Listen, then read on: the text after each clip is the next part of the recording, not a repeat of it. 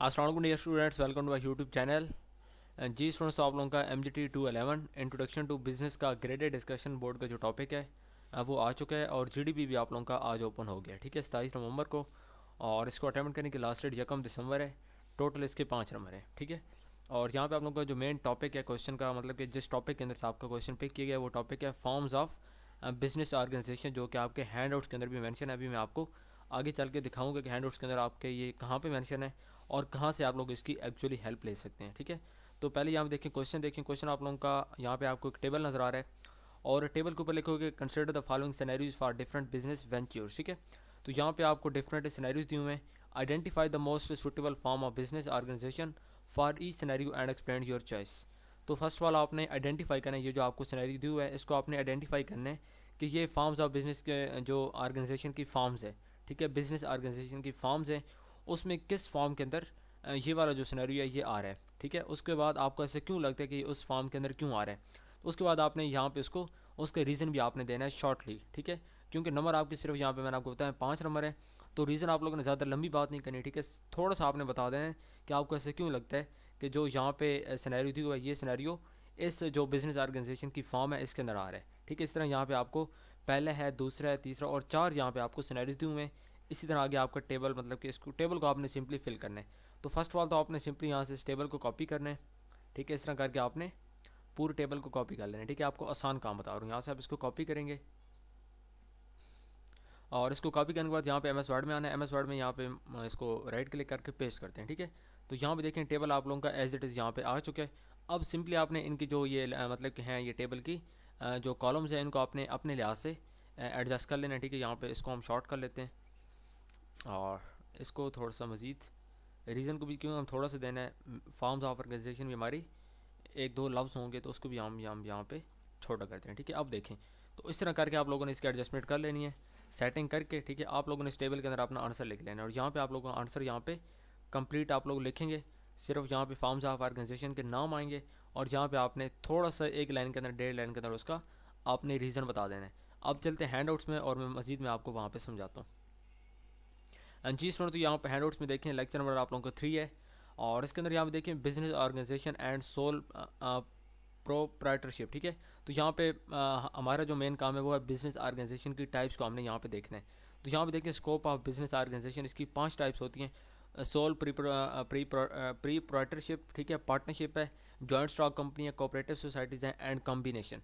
तो यहाँ पे टोटल आप लोग के 5 हैं टोटल, ठीक है। तो इनको आपने 1 बाय 1 यहाँ पे देखें, ये पहली है, उसके बाद second one is partnership, third joint stock company and the fourth one is cooperative societies and the fifth one is combination, ठीक है। तो यहाँ पे ये 5 की 5 मेंशन है, ठीक है। ये पेज नंबर आप लोगों का ये बन रहा है 22 के ऊपर आपकी यहाँ पे एंड हो रही हैं और ये स्टार्ट हो रही हैं पेज नंबर 20 से, ठीक है, लेक्चर नंबर 3 के बिल्कुल स्टार्ट से। तो इसको आप लोगों ने लाजमी रीड आउट करना है। इसको आप रीड करेंगे तो उसके बाद आप लोगों को जो टेबल मैंने अभी आपको दिखाया है, ठीक है, आपको क्वेश्चन है वो आप लोगों के लिए अटैम्प्ट करना ज़्यादा आसान होगा। अब हम चलते हैं सोल्यूशन फाइल की तरफ और मज़ीद में आपको इसका जो सोल्यूशन है वो मैं आपको वहाँ पर समझा देता हूँ, ठीक है। जी स्टूडेंट्स, ये आप लोगों की सोल्यूशन फाइल मैंने यहाँ पे ओपन की है और क्वेश्चन की मैं उम्मीद करूँगा आपको बिल्कुल अच्छे से समझ आओगी और आपको इस चीज़ का आइडिया हो गया होगा कि कैसे आप लोगों ने टेबल बनाना है, ठीक है। टेबल यहाँ पे देखिए मैंने आपके लिए यहाँ पे बनाया, तो सिंपल जैसे कि मैंने अभी आपके सामने बनाया उसी तरह आप लोग वहाँ से कॉपी करना है, MS वर्ड में आके पेस्ट करना है और टेबल बना के टेबल के अंदर आप लोगों ने आंसर लिखना है। अगर टेबल के अलावा कोई और आप स्टाइल चूज़ करेंगे तो उसका आपको नंबर नहीं मिलने, ठीक है। तो ये आपने लाजमी माइंड में रखना है कि आंसर आप लोगों ने टेबल की फॉर्म में ही देना है। तो यहाँ पे देखें टेबल की उम्मीद करते हो कि आपको समझ आओगे। अब हम यहाँ से अपना जो सोल्यूशन है उसको स्टार्ट करते हैं। तो यहाँ पे पहला देखें, पहला जो आप लोगों का यहाँ पे केस था उसके अंदर क्या है कि farmers cooperative is found by the group of local farmers, ठीक है। कि एक फार्मर्स ने एक कंपनी बनाई है फार्मर्स कोऑपरेटिव के नाम से, ठीक है, जो कि ग्रुप ऑफ लोकल फार्मर्स, जो कि एक लोकल फार्मर्स थे उनके ग्रुप ने इसको बनाया। उसका एम क्या है कि उन्होंने कलेक्टिवली, मतलब कि इकट्ठे होकर फार्मिंग के जो इक्विपमेंट होते हैं उनको बाय करना है, ठीक है। उसके बाद जो रिसोर्सेज हैं उनको शेयर करेंगे and collectively sell their agriculture products to maximize profit. और इसके बाद जो उनके एग्रीकल्चर प्रोडक्ट्स हैं उनको कलेक्टिवली सेल करेंगे ताकि उनको जो कॉस्ट है, ठीक है, खर्चे को वो कम कर लें, क्योंकि वो तमाम आपस में मिलजुल कर मतलब कि सारा खर्चा बर्दाश्त खुद आपस में करेंगे, एक बंदा नहीं करेगा।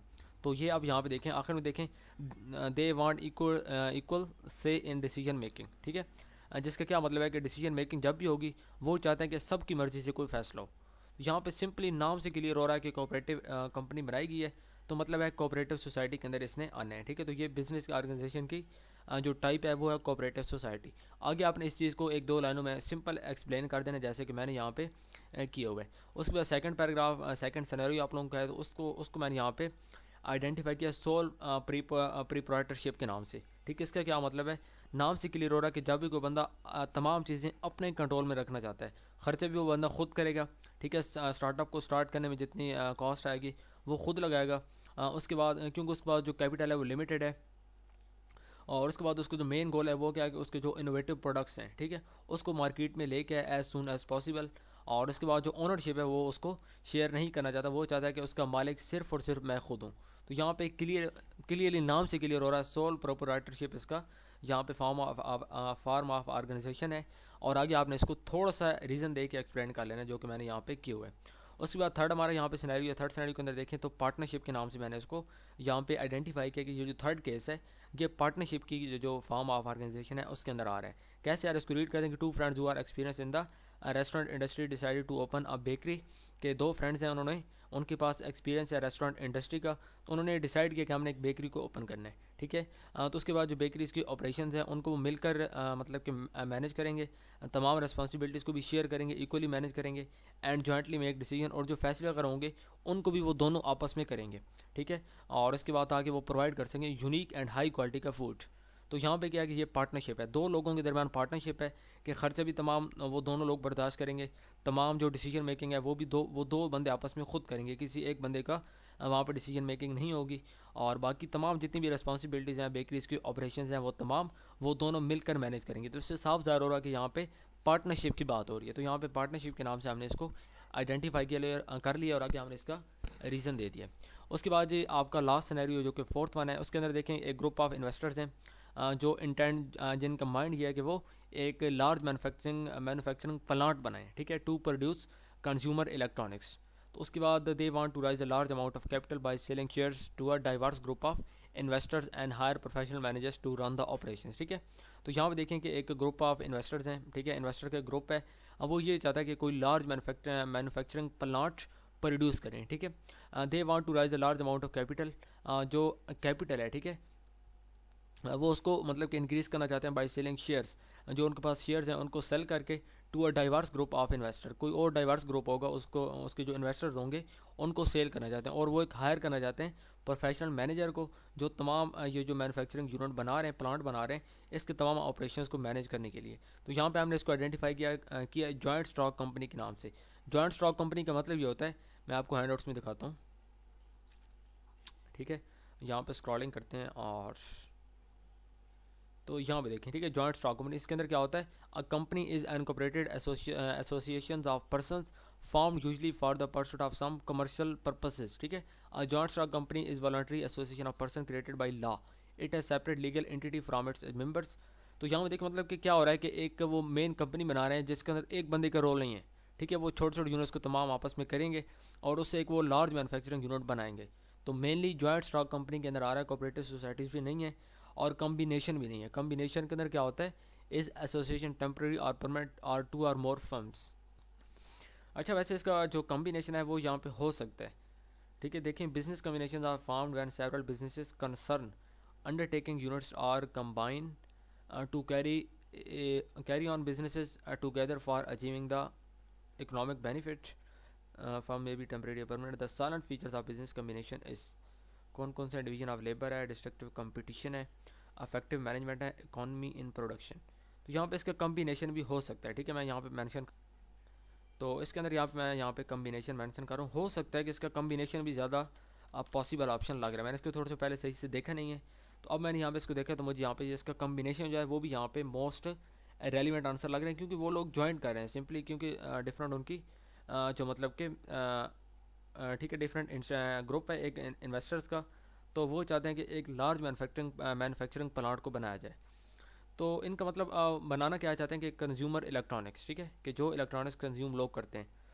तो इसमें आप देखें जो रेलिवेंट लग रहा है वो कम्बिनेशन ज़्यादा रेलिवेंट लग रहा है as compare to joint stock company, लेकिन बाकी तीन बिल्कुल ठीक है, इस दोनों में थोड़ी सी कन्फ्यूजन है। लेकिन मैं फिर भी इसके साथ जाऊँगा जो मुझे यहाँ पे अभी मोस्ट रेलिवेंट लग रहा है। आपको अगर ऊपर वाला लगता है तो उसके साथ आप लोग जा सकते हैं। तो यहाँ पे आपका सोल्यूशन कंप्लीट हो गया।